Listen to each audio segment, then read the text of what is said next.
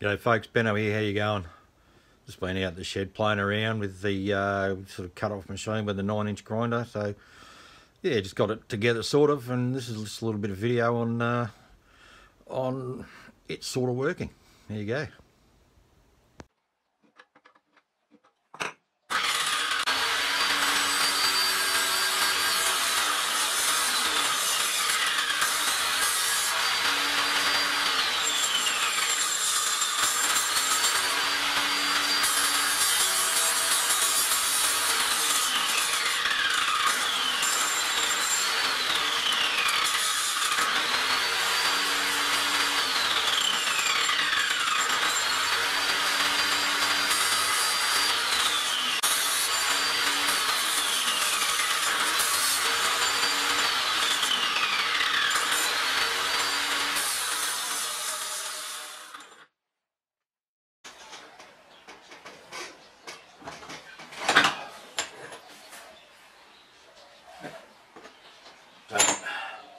Cut grooves and stuff like that, just getting used to this thing now.